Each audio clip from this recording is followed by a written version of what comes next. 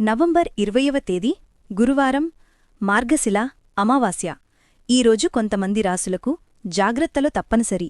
చిన్న నిర్లక్ష్యమే పెద్ద సమస్యగా మారే అవకాశముంది.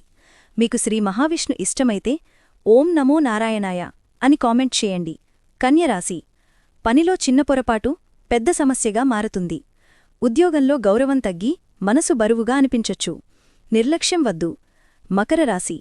కుటుంబ మాటలే ఒత్తిడికి కారణం కావచ్చు. ఆకస్మిక ఖర్చులు పెరుగుతాయి.